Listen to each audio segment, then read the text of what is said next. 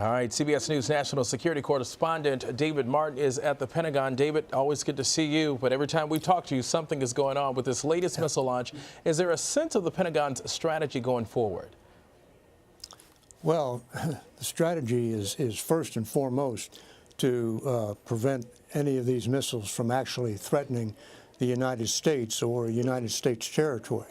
Now, this missile, according to Japanese officials, flew about 2,000 kilometers past Japan, which is much further than an earlier test which went over Japan flew.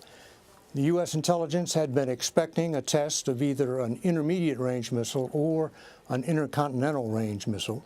We don't know for sure yet which this was.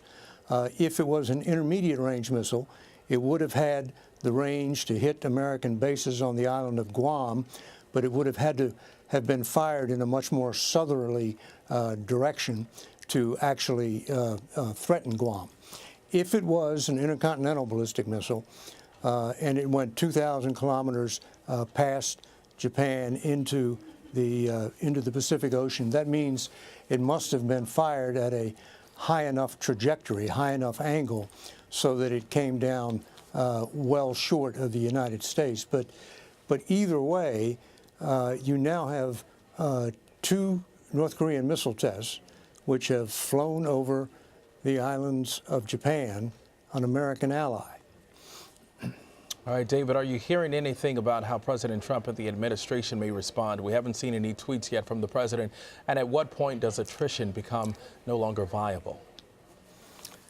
Well, unless something has changed overnight, and I doubt it has, the American strategy is to continue to press for pressure in the form of tougher sanctions in order to get North Korea to sit down and start talking about at least freezing its program and then even possibly rolling it back.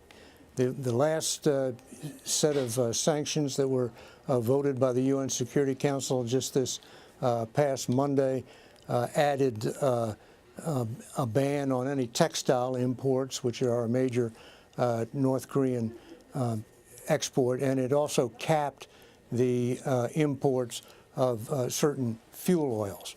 The problem is there is no way of rigidly enforcing those sanctions.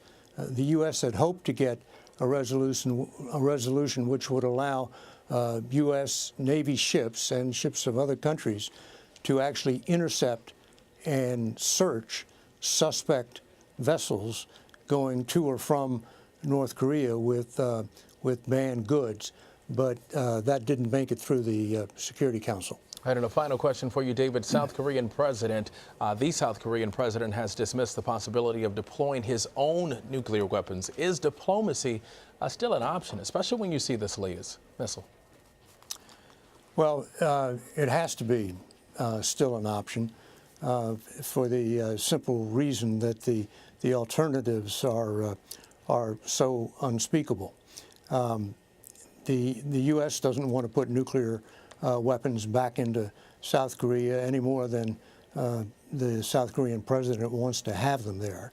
And the U.S. Does not want to have to resort to military force to try to stop this North Korean weapons program, because the going in assumption would be that you could not take out the targets that you needed to take out before North Korea had a chance to start shelling the South Korean capital of Seoul, perhaps with chemical or biological weapons, perhaps even with a short-range nuclear weapon. And obviously that would create horrendous casualties. So the preferred solution, and really for the time being I think the only solution, is to try to get as much pressure on North Korea as possible and hope that that brings them at least to the negotiating table. Yeah, and that'll have to happen soon. All right, David Martin at the Pentagon. David, thank you, and always good to see you as well.